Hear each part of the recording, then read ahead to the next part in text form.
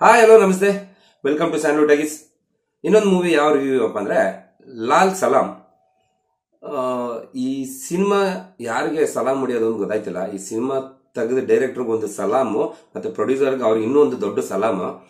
ಯಾಕಂದ್ರೆ ಈ ಮೂವಿ ಮೊದಲನೇ ಕತೆ ಏನಪ್ಪಾ ಅಂತಂದ್ರೆ, ಒಂದೆರಡು ಹಳ್ಳಿ, ಆ ಹಳ್ಳಿಲಿ ಜಾತಿ ಧರ್ಮ ಗಲಾಟೆ, ಆಮೇಲೆ ಸ್ವಲ್ಪ ಕ್ರಿಕೆಟು, ಆಮೇಲೆ ಸ್ವಲ್ಪ ರಜನಿಕಾಂತ್. ಇದೇ ಈ ಮೂವಿದು ಆನ್ಲೈನ್ ಕತೆ. ಎಷ್ಟು ಸಿಂಪಲ್ ಆಗೈತೆ ನೋಡಿ ಆನ್ಲೈನ್ ಕತೆ. ಈ ಸಿನಿಮಾ ಡೈರೆಕ್ಟರ್ ಆದ ಐಶ್ವರ್ಯ ರಜನಿಕಾಂತ್ ಅವರು ಆಡಿಯೋ ಲಾಂಚ್ ಫಂಕ್ಷನ್ ಅಲ್ಲಿ ಅವ್ರು ಹೇಳ್ತಾರೆ, ನಾನು ಈ ಕಥೆನೆ ಎತ್ಕೊಂಡು ನಮ್ಮ ತಂದೆಯವ್ರ ಮೇಲೆ ಇರೋ ಒಂದು ಗೌರವಕ್ಕೆ ಸುಮಾರು ಜನ ಪ್ರೊಡ್ಯೂಸರ್ಗಳನ್ನ ಹೋಗಿ ಮೀಟ್ ಮಾಡಿದೆ.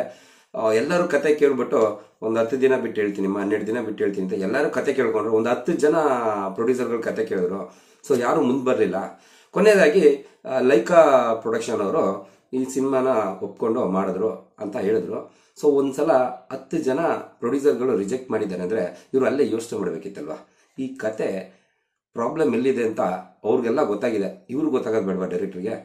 ಹೋಗ್ಲಿ, ಹಂಗೂ ಒಬ್ರು ಪ್ರೊಡ್ಯೂಸರ್ ನಮ್ಗೆ ಮಾಡಿದ್ದಾರೆ ಅಂದ್ರೆ ನನಗೆ ಇನ್ನೂ ಡೌಟು, ಒಂದ್ ವೇಳೆ ಇವ್ರ ತಂದೆನೇ ಮಗಳ ಕಷ್ಟ ನೋಡಕ್ಕಾಗದೆ ಇಂಡೈರೆಕ್ಟ್ ಆಗಿ ಕೊಟ್ಟು ಫಿಲಮ್ ಮಾಡಿಸಿರ್ತಾರ, ಅದು ಹೇಳಕ್ಕಾಗಲ್ಲ. ಐಶ್ವರ್ಯ ರಜನಿಕಾಂತ್ ಅವರು ಮುಂಚೆ ಒಂದು ಸಿನಿಮಾ ಮಾಡಿದ್ರು, ಮೂನು ಅಂತ. ಅದೇ ಎಲ್ಲರಿಗೂ ಗೊತ್ತಿರುತ್ತೆ, ವೈ ದಿಸ್ ಕೊಲವರಿ ಸಾಂಗ್ ಅಂತಲ್ಲ, ಆ ಸಿನಿಮಾನ. ಸೊ ಆ 3 ಸಿನಿಮಾ ನೋಡಿದ್ರೆ ಒಂದು 3 ಜನ್ಮಕ್ಕಾಗಷ್ಟು ನಮಗೆ ಖುಷಿ ಆಗ್ಬಿಡ್ತದೆ. ಹಂಗಿತ್ತು ಆ ಸಿನಿಮಾ, ಅರ್ಥ ಮಾಡ್ಕೊಳ್ಳಿ ಸರಿನಾ.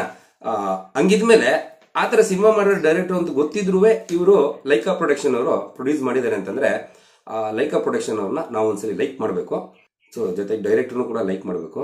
ಇನ್ನು ಈ ಸಿನಿಮಾದ ಪಾಸಿಟಿವ್ ಪಾಯಿಂಟ್ ಬಗ್ಗೆ ಹೇಳೋದಾದ್ರೆ, ಯಾವುದು ಅಂತ ಹೇಳೋದು, ಕಥೆನಾ, ಮ್ಯೂಸಿಕಾ, ಬ್ಯಾಕ್ ಗ್ರೌಂಡ್ ಮ್ಯೂಸಿಕಾ, ಸಾಂಗ್ಸಾ ಅಥವಾ ಆಕ್ಷನ್, ಏನಾರಿದೆ ಹೋಗ್ಲಿ ಹೇಳಕ್ಕೆ ಏನೂ ಇಲ್ಲ.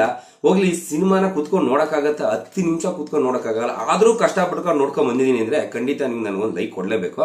ಸೊ ನನಗೆ ಈ ಸಿನಿಮಾದಲ್ಲಿ ಇದ್ದಂತ ರಜನಿಕಾಂತ್ ಅವ್ರಾಗ್ಲಿ ಯಾರ ಮೇಲಾಗ್ಲಿ ಬೇಜಾರಿಲ್ಲ. ಯಾಕಂದ್ರೆ ಅವ್ರ ಸಿನಿಮಾಗಳು ನೋಡ್ಕೊಂಡು ಬಂದಿದ್ದೀನಿ, ಸುಮಾರು ಸಿನಿಮಾಗಳನ್ನ. ಓವರ್ ಆಲ್ ಈ ಸಿನಿಮಾ ಹೇಗಿತ್ತು ಅಂತ ನನ್ನ ಕೇಳೋ ಬದಲು ನಿಮ್ಗೆ ಎಲ್ಲ ಅರ್ಥ ಆಗಿರುತ್ತೆ. ಇಷ್ಟು ಹೇಳಿದ್ಮೇಲೆ ನಾನು ಏನು ಹೇಳಬೇಕಾಗಿಲ್ಲ.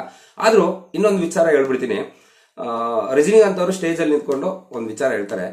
AR ರೆಹಮಾನ್ ಅವರು ನನಗೆ 10 ಗಂಟೆ ಮೇಲೆ ಕಾಲ್ ಮಾಡಿದ್ರು. ಯೂಶುವಲ್ ಆಗಿ 10 ಗಂಟೆ ಮೇಲೆ ನನಗೆ ಯಾರು ಡಿಸ್ಟರ್ಬ್ ಮಾಡಲ್ಲ. ಆದ್ರೆ ಫಾರ್ ದ ಫಸ್ಟ್ ಟೈಮ್ ಅವರು ನನಗೆ ಕಾಲ್ ಮಾಡಿ ತುಂಬಾ ಚೆನ್ನಾಗಿ ಸಿನಿಮಾ ಬಂದಿದೆ ಸರ್, ನಾನು ನೋಡಿದೆ ಅಂತ ಹೇಳಿದ್ರು. ಆದ್ರೆ ಅವರು ಮಾಡಿದಂತ, ಅವ್ರ ಜೊತೆ ವರ್ಕ್ ಮಾಡಿದಂತ ಸಿನಿಮಾ ಇಂದಿರನ್ ಆಗಿರ್ಬೋದು, ಶಿವಾಜಿ ಆಗಿರ್ಬೋದು, ಆ ಸಿನಿಮಾಗೆಲ್ಲ ಹೇಳಿದೆ. ಇದೊಂದು ಸಿನಿಮಾಗೆ ಹೇಳಿದ್ದಾರೆ ಫಸ್ಟ್ ಟೈಮ್ ಅಂತಂದ್ರೆ, AR ರೆಹಮಾನ್ ಅವರು ಅವಾಗಲೇ ಆಡಿಯನ್ಸ್ಗೂ ಸ್ವಲ್ಪ ಇಂಟ್ ಕೊಟ್ಟಿದ್ದಾರೆ ಹೇಗಿದೆ ಸಿನಿಮಾ ಅಂತ. ಬಟ್ ನಾವು ಅರ್ಥ ಮಾಡ್ಕೊಳ್ಳಿಲ್ಲ.